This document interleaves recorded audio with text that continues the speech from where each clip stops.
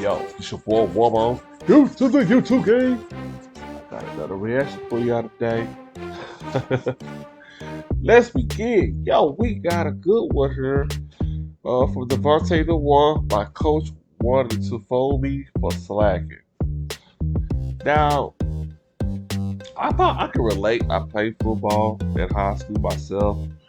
So I should be a good story he has to tell. So let's check out. So then I BS'd again. Next thing I know, 5 seconds later.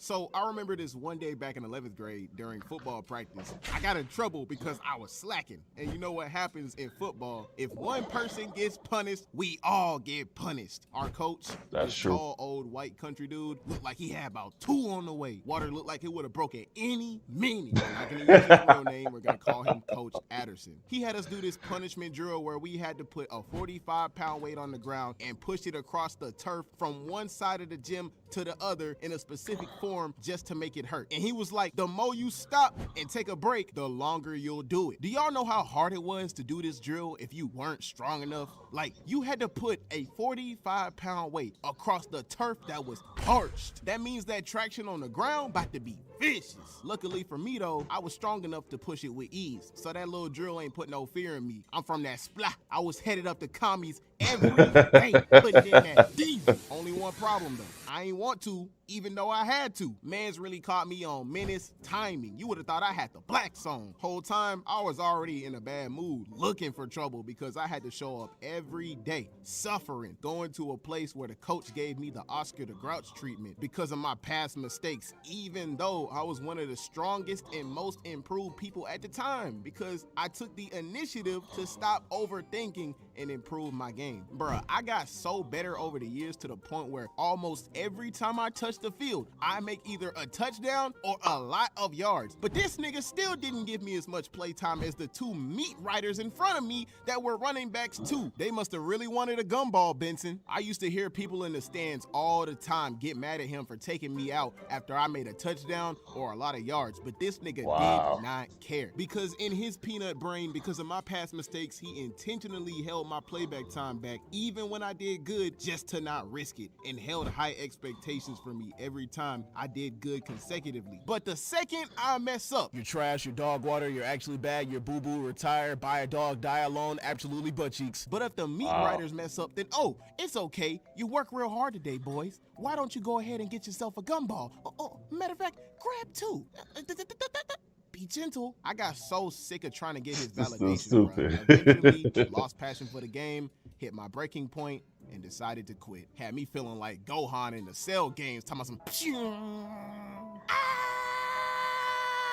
you feel me? I wanted to wait to quit though so I could keep them benefits of being in the sport as long as possible until it was time for me to fly off with Shinron. That day, I was the definition of a middle finger to everybody in that room because they were a part of the problem too. All morals and selflessness were out the window, bruh. I was in a dark place like Anakin when Obi-Wan dropped that nigga and left him by the lava. I'ma keep it a thou wow with y'all. I did not care if they were suffering down there pushing on plates. I was just ready to bounce to the crib and bust down on some chicken noodle soup. So I did what any person on Black Air Force Energy Menace to Society timing would probably do. BS.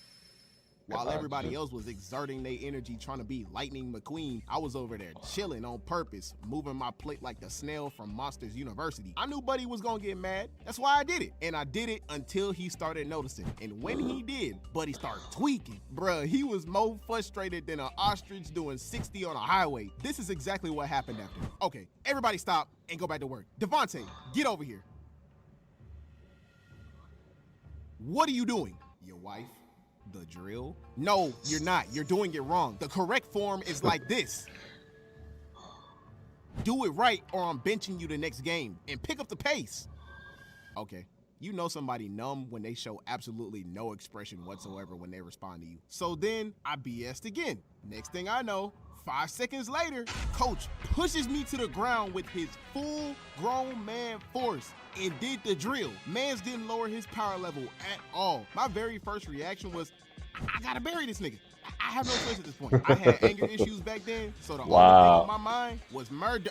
Self-defense. I felt embarrassed, confused, angry, and shocked all in 2 seconds because I didn't expect this man to do something like that. Like, dang, calm down, Phil. Why not just send me home? It took every Phil, bone that's so in my stupid. body to keep me from running the fade on this nigga, man. So you know what I did? I beat him up, stomped him out, slapped him with a 10-pound weight, poured milk on his head, stomped him out again, took a dump on the nigga. Dang. I ain't do none of that. This is I'm just stupid. playing. Eventually, I They realized put the milk on. consequences that would come after the fade if I saw it through, and instead I thought to myself, you know what? Forget waiting. I'm done. Slid to the locker room, got my stuff, and bounced to the crib.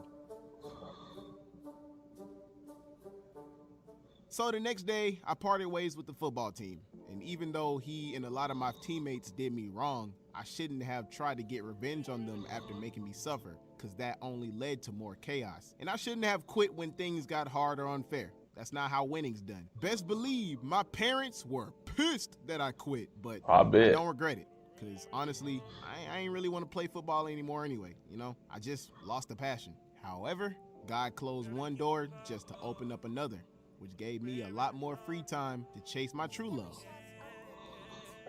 Content creation. Well, that was an interesting story that he told. I played football. Coaches are like that for real. Some of you guys who been in football in high school or junior high school can relate to some of the story that, you know, when one mess up, everybody got to pay the price. It's just how they want an ideal better with team. But it's interesting that the coach put his hands on him to push him. Now, I ain't never seen, have I seen a coach push a player before? I seen a coach grab a players. That's, you know, norm. You know, a coach grab you, yelling in your face. But push him to the ground like that, I'm not sure if ever seen nothing like that before. But you know, coaches can make you run laps, what you call that drill? You drop to the ground. I forgot what you call that. You just drop to the ground. You got to jump. You got to get back up at a high pace. But yeah, I can relate to what he's saying. But like you said, you know, if you felt neglected, not just from his coach but his teammates. So I personally think he did make the right move. When you feel isolated like that from a whole team, I don't see how could he stay. You know. But anyway, that's my reaction. Like, subscribe. One more out.